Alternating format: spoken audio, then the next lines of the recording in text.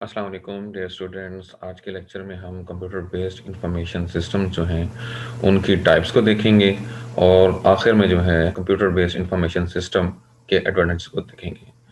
इनकी जो है कंप्यूटर बेस्ड इंफॉर्मेशन सिस्टम की 5 टाइप्स होती हैं: expert systems, management support systems, transaction processing systems, office automation systems और accounting information system.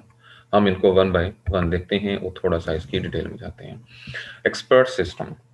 Expert system एक ऐसा इंफॉर्मेशन सिस्टम होता है जो कि ह्यूमन एक्सपर्ट्स का नॉलेज हासिल करता है और इसे अपने अंदर महफूज करता है और इस नॉलेज की बेस पर इंसानों की तरह ही चीज़ों को देखता है और इंसानों की तरह ही फैसला लेता है। एक्चुअली जो एक्सपर्ट सिस्टम होता है वो आर्टिफिशियल इंटेलिजेंस जो है, जो कंप्यूटर साइंस की एक फील्ड है, उस पर बेस होता है।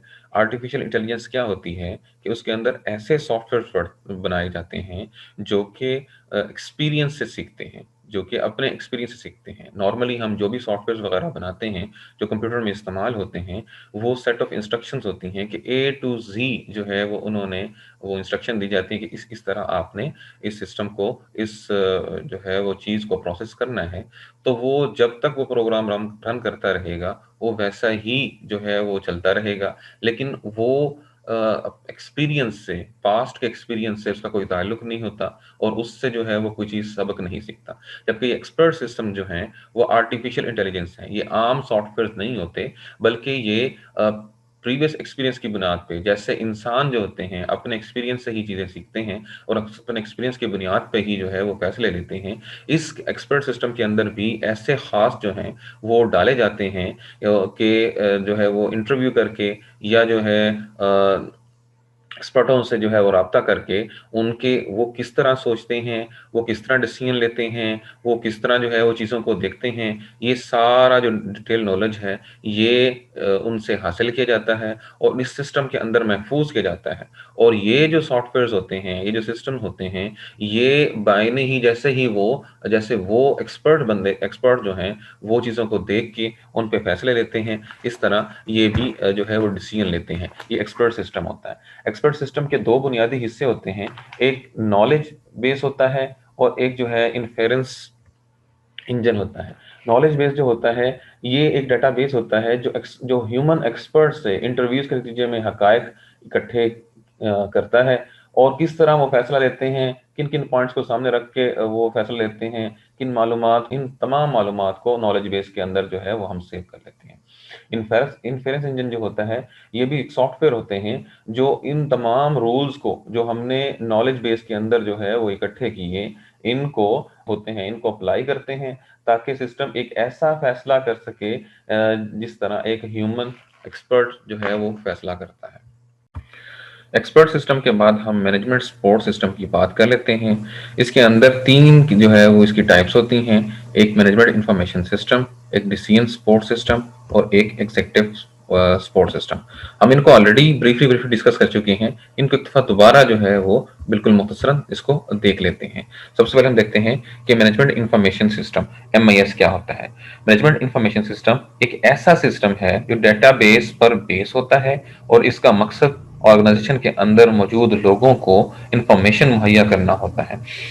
MIS के अंदर एम्प्लॉयज, डिपार्टमेंट, प्रोजेक्ट, क्लाइंट और मुख्तलिफ किस्म के डाटा होते हैं और ये मैनेजमेंट को इसका जो फायदा होता है, ये मैनेजमेंट को मुख्तलिफ तरह की इंफॉर्मेशन प्रोवाइड करता है ताकि वो डिसीजन ले सकें। इंफॉर्मेशन जो है वो मैं पहले भी बता चुका हूं, किसी भी ऑर्गेनाइजेशन के लिए रीढ़ की हड्डी होती है। जो उन्होंने डिसीजन लेने होते हैं वो इंफॉर्मेशन के बेस पे होते हैं। चाहे उन्होंने अपने प्रोडक्ट के अंदर फ्यूचर में कोई तब्दीली करनी है, चाहे उन्होंने अपने कस्टमर्स के फीडबैक के ऊपर कोई चीज़ जमा करनी है या कोई चीज़ जो है इसमें से प्रोडक्ट में से सब्ट्रैक्ट करनी है, सारी की सारी चीज़ें जो होती हैं वो इंफॉर्मेशन पे ही बेस्ड होती हैं।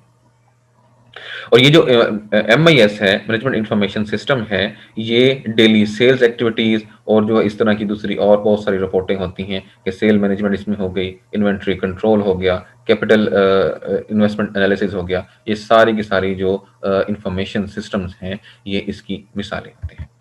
अब हम जो है वो डिसीजन सपोर्ट सिस्टम की बात कर लेते हैं। डिसीजन सपोर्ट सिस्टम जो होता है वो यूजर को हेल्प करता है कि वो इंफॉर्मेशन को एनालाइज करें ताकि डिसीजन ले सकें। डिसीजन सपोर्ट सिस्टम जो है अपर मैनेजमेंट को, हायर मैनेजमेंट को ऐसी इंफॉर्मेशन देना, ऐसी वैल्यूएबल इंफॉर्मेशन देना कि जिसकी बुनियाद पे वो स्टाफिंग के रिलेटेड, वो प्रोडक्ट के रिलेटेड, वो जो है वो मुख्तलिफ रिसोर्सेज की एलोकेशन के रिलेटेड जो है वो डिसीजन ले सकें। इसको डिसीजन सपोर्ट सिस्टम कहते हैं।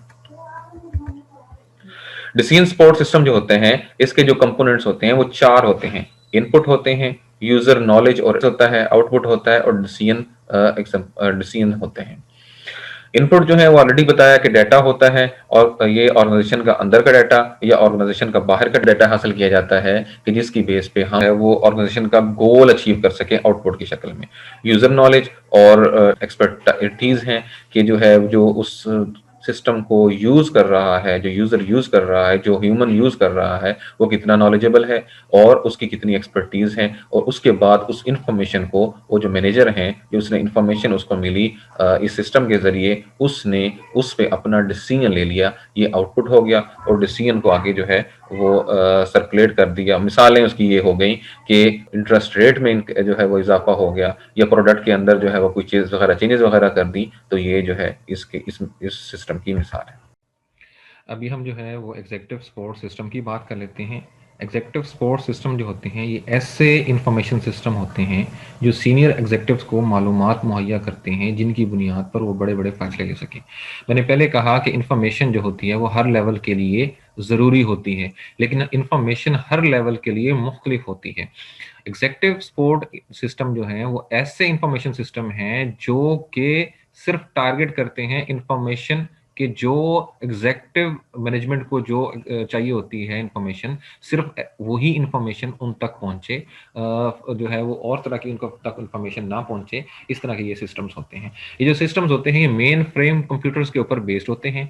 मेन फ्रेम कंप्यूटर ऐसे कंप्यूटर सर्वर्स होते हैं कि जिनके साथ हजारों यूजर या हजारों सिस्टम जो है वो लिंक होते हैं, वो उनको कंट्रोल कर रहे होते हैं। तो ये एग्जेक्टिव सपोर्ट जो सिस्टम है वो बड़ी बड़ी ऑर्गेनाइजेशन के अंदर ये वाली जो मैनेजमेंट इंफॉर्मेशन सिस्टम्स हैं ये बड़ी बड़ी ऑर्गेनाइजेशन के अंदर जो है वो बनाई जाती हैं। इसके बेनिफिट्स को देख लेते हैं कि इसके बेनिफिट्स क्या हैं। कि ये जो है बड़ी फ्लेक्सिबल होती हैं इंफॉर्मेशन सिस्टम, ठीक है, और ये आसान होती है, बड़ा आसान, इनको यूज़ करना जो है वो बड़ा आसान होता है, इजी टू हैंडल होती हैं। और जो ये टाइमली इंफॉर्मेशन देती हैं कि जब आपने आपको जो इंफॉर्मेशन है वो इंफॉर्मेशन को डिले नहीं करती बल्कि टाइमली आपको इंफॉर्मेशन देती हैं। आपने कोई भी इंफॉर्मेशन यहाँ से गेट करनी है तो उसको रिट्रीव करने का, उसको हासिल करने के लिए आप सिंगल क्लिक के ऊपर जो है वो चीज़ों को हासिल कर लेते हैं। आपको जो है आपके प्रोजेक्ट के या आपकी जो डिसीजन के रिलेवेंट जो आपको इन्फॉर्मेशन होती है आपको वही सिर्फ देती है। और जो इन्फॉर्मेशन होती है वो ऑथेंटिक होती है, वो इन्फॉर्मेशन जो होती है वो करेक्ट होती है। वो ऐसी इन्फॉर्मेशन नहीं होती कंट्रोवर्शियल जो है या कोई ऐसी इन्फॉर्मेशन कि जो के फैक्ट्स के ऊपर डिपेंड, ऐसी इन्फॉर्मेशन ये इस सिस्टम से नहीं मिलती। अब हम बात करते हैं transaction processing system. Transaction processing system जो होते हैं वो ऐसे इंफॉर्मेशन सिस्टम होते हैं कि ट्रांजैक्शन दो पार्टियों के दरमियान एक्सचेंज को कहते हैं, ठीक है। जैसे अब आप लोग एटीएम यूज करते हैं तो एटीएम जो है उसको, इसके प्रोसेस को हम एटीएम के प्रोसेस को कि हमने कार्ड डाला और उससे पैसे निकाले, इसको एक ट्रांजैक्शन कहते हैं। एक दो पार्टियों का कॉन्ट्रैक्ट है जिसमें एक पार्टी जो है वो आपका बैंक है और एक पार्टी आप खुद हैं जो कार्ड होल्डर होते हैं। ट्रांजैक्शन जो होती हैं वो दो पार्टीज के दरमियान एक्सचेंज होता है जो कंप्यूटर के अंदर जिसका रिकॉर्ड होता है और वो कंप्यूटर उसको महफूज कर लेता है। ट्रांजैक्शन जो है उसके अंदर इंफॉर्मेशन को कलेक्ट करना, ट्रांजैक्शन के रेलिवेंट इंफॉर्मेशन को कलेक्ट करना, process, store, display, modify, transaction cancel हुई, उस सब का रिकॉर्ड जो होता है इस ट्रांजैक्शन प्रोसेसिंग सिस्टम के अंदर होता है। रिपीट कर देता हूं कि ट्रांजैक्शन प्रोसेसिंग सिस्टम जो होता है वो ट्रांजैक्शंस पर मुश्तमिल होता है। ट्रांजैक्शन दो पार्टीज के दरमियान एक एक्सचेंज होता है जो कंप्यूटर के अंदर रिकॉर्ड होता है और महफूज होता है। ट्रांजैक्शन प्रोसेसिंग सिस्टम के अंदर उस ट्रांजैक्शन को जो डाटा होता है वो कलेक्ट होता है, उसका प्रोसेस जो होता है, उसके स्टोर जो वो स्टोर हो रहा होता है, वो डिस्प्ले हो रहा होता है उसके चीज़ें, और वो मॉडिफाई और कैंसिल जो ट्रांजेक्शन होती हैं, सबका जो डाटा होता है वो उसके अंदर मौजूद होता है। तो शुरू शुरू के अंदर जो है वो ट्रांजैक्शन प्रोसेस होते थे, वो बैचेस के अंदर होते थे। जैसे हम नादरा की मिसाल ले लें, तो नादरा के अंदर 2011 तक जो है वो जो डाटा जो कार्ड वगैरह प्रोसेस होते थे, फॉर्म वगैरह जो जमा होते थे, उनके डाटा को उनकी कैटेगरीज के हिसाब से, कि नॉर्मल, अर्जेंट, एग्जेक्टिव, 3 कैटेगरीज जो है वो टोकरों की वहां पे इस्तेमाल होती हैं। उनके हिसाब से जो फॉर्म सबमिट होते थे, जो कंप्लीट होते थे, उसके हम जो है वो बैच बना लिया करते थे। उन बैच का मतलब ये है कि उनकी फाइलों को इकट्ठा करके हम जो है वो हेडक्वार्टर को जो है एफटीपी के जरिए, फाइल ट्रांसफर प्रोटोकॉल के जरिए हम उनको ट्रांसफर कर दिया करते थे। ये शुरू के अंदर जो थे ये बैच प्रोसेसिंग चलती थी, लेकिन अभी जो है ये बैच प्रोसेसिंग खत्म हो गई हुई है, इसकी जगह सारी चीजें ऑनलाइन होना शुरू हो गई हुई हैं। हम बात करते हैं ऑफिस ऑटोमेशन सिस्टम की। ऑफिस ऑटोमेशन सिस्टम जो है आ, ये सिस्टम बनाया जाता है ऑफिस वर्कर्स के लिए, चाहे वो टाइपिस्ट हों, चाहे वो सेक्रेटरीज हों, चाहे वो एडमिनिस्ट्रेटिव असिस्टेंट्स हों, चाहे वो स्टाफ प्रोफेशनल हों, मैनेजर्स हों, इनके लिए बनाया जाता है, ताकि इनको ऑफिस के कामों के लिए इनको जो है वो सहूलत जो है वो मिल सके। ऑफिस ऑटोमेशन सिस्टम की जो मिसालें हैं उसमें इलेक्ट्रॉनिक पब्लिशिंग है। उसमें जो है इलेक्ट्रॉनिक पब्लिशिंग क्या होती है? इलेक्ट्रॉनिक पब्लिशिंग सिस्टम में जो डेस्कटॉप पब्लिशिंग और वर्ड प्रोसेसिंग वगैरह शामिल होती हैं।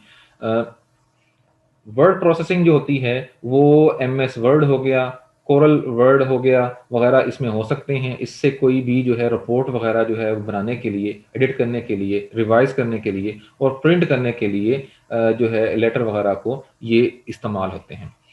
डेस्कटॉप पब्लिशिंग जो होती है, ऐसे सॉफ्टवेयर होते हैं जो कि ऑफिस में इस्तेमाल होते हैं टेक्स्ट और इमेज वगैरह को प्रिंटेबल शक्ल में तब्दील करने के लिए। ठीक है जी। अब हम जो है वो अकाउंटिंग इंफॉर्मेशन सिस्टम की बात करते हैं कि अकाउंटिंग इंफॉर्मेशन सिस्टम ऐसा इंफॉर्मेशन सिस्टम है जिसके अंदर फाइनेंशियल और अकाउंटिंग डाटा, इसकी इंफॉर्मेशन होती है, ताकि अकाउंट जो है मैनेजर्स हैं, अकाउंटिंग और के शोबे से जो मुंसलिक मैनेजर्स हैं, वो इस इंफॉर्मेशन की बुनियाद पर डिसीजन ले सकें। स्टैटिस्टिकल रिपोर्ट्स होती हैं जो कि इंटरनल मैनेजमेंट के लिए और एक्सटर्नल किसी को चाहिए होती हैं, तो इससे जो है वो जनरेट होती हैं। अब हम जो है आखिर पे एडवांटेजेस देख लेते हैं कि कंप्यूटर बेस्ड इंफॉर्मेशन सिस्टम की क्या जो हैं वो एडवांटेजेस हैं, उसके क्या बेनिफिट्स हैं। एक्सेस स्पीड, एक तो ये है कि इस कंप्यूटर बेस्ड इंफॉर्मेशन सिस्टम जो है वो non computer based information system से उसकी जो एक्सेस स्पीड होती है, उसमें से जो चीज़ों को हासिल करने का जो होती है स्पीड होती है, वो बहुत ज़्यादा होती है, बहुत ज़्यादा तेज फास्ट होता है। इससे सिंगल क्लिक के ऊपर हम जो है वो चीज़ों को हासिल कर सकते हैं। दूसरा जो है वो क्लाउड है। एक cloud storage software as a service, SAS जो है वो हमें उसकी फैसिलिटी मिल जाती है कि हमने अपने जो बहुत सारे सॉफ्टवेयर जो हमें रिक्वायर होते हैं, बजाय उनको हम सिस्टम के अंदर सेव करें, क्योंकि मेमोरी जो होती है, जो स्टोरेज होती है, वो हमारे पास वो बड़ी इंपॉर्टेंट चीज़ होती है। तो हम बजाय अपने जो है सिस्टमों के ऊपर वो स्टोरेज रखने के, हम क्लाउड के ऊपर, हम वर्चुअली जो है किसी और जगह पे थर्ड पार्टी के अंदर जो है वो हम उन स्टोरेज को रख रहे होते हैं। इससे हमारी स्टोरेज भी जो है वो बच रही होती है, और उसके साथ साथ जो है हमारा काम भी एफिशिएंटली हो रहा होता है। थर्ड वन जो है वो कम्युनिकेशन है। कम्युनिकेशन, चाहे पहले जो कम्युनिकेशन होती थी कंप्यूटर बेस्ड इंफॉर्मेशन सिस्टम से पहले, वो ये है कि आपकी टेलीफोनिकल कम्युनिकेशन हो सकती थी, आप फैक्स वगैरह कर सकते हैं, या आप कोई लेटर डिस्पैच कर सकते हैं।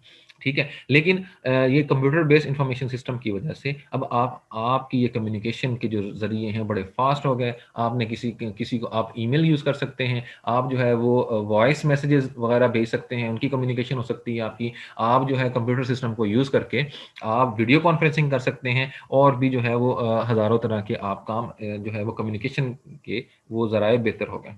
इस किससे जो है कम्युनिकेशन की स्पीड बढ़ गई, इससे जो है वो आपका जो डाटा है उसकी कॉन्फिडेंशियलिटी जो है वो आपकी बढ़ गई। आपने जो है वो उसके ऊपर इंक्रिप्शन लगा लिए, मुख्तलिफ उसके ऊपर जो है रूल्स लगा लिए, इन्फॉर्मेशन चेंज हो जाती है, ताकि थर्ड पार्टी को, जो कोई और ऐसा बंदा जब आप इन्फॉर्मेशन सेंड करेंगे तो इन्फॉर्मेशन बिल्कुल जो है वो जो बिल्कुल चेंज हो गई, उसका जो है वो फार्मूला, उसके एल्गोरिथम लग के इन्फॉर्मेशन का स्टाइल चेंज हो गया, वो किसी को अंडरस्टैंड नहीं होगा। जब वो आपकी जो है मतलूबा सिस्टम पे पहुंचा तो वो डिस्क्रिप्ट हो गया, वो दोबारा जो है वो ओरिजिनल अपने मैसेज के अंदर पहुंच गया। जो आपकी इस तरह कम्युनिकेशन होगी वो आपकी सेव होगी और इस तरह आपका जो है वो जो है वो कोई आपकी इन्फॉर्मेशन को चुरा नहीं सकता, कोई इस पे जो है मिसयूज़ नहीं कर सकता। डेटा रिडंडेंसी है कि आपके अगर कंप्यूटराइज़्ड इन्फॉर्मेशन सिस्टम नहीं है, तो आपको रिडंडेंट बनाने के लिए कि चीज़ें आपकी ज़ाया ना हो, आपको उसका एक और जो है वो आपका वो बनाना पड़े, उसका बैकअप बनाना पड़ेगा, उसको अलग रखना पड़ेगा ताकि खुदा ना खास्ता अगर कहीं पे वो चीज़ें ज़ाया हो जाएँ तो आपके पास उसका जो है बैकअप पड़ा हुआ। कंप्यूटराइज़्ड सिस्टम में ये होता है कि आप उसका किसी भी जो है वो ड्राइव के अंदर सारा डाटा आप रख लेते हैं। डाटा रिडंडेंसी का तरीकाकार होता है, वो बड़ा सहल हो जाता है और बड़ा जो है सिंपल हो जाता है। फिर ये होता है कि आपकी स्पेस बच जाती है। अगर आपके मैनुअल सारी चीज़ें आपने रखी हुई हैं, तो उसके लिए आपको स्टोर चाहिए, आपको कमरे चाहिए, लेकिन कंप्यूटर बेस्ड में आपको चीज़ें आपकी उसकी जो स्टोरेज होती है, जो चीज़ें को रखने की जगह होती है, वो भी आपको कम रिक्वायर होती है।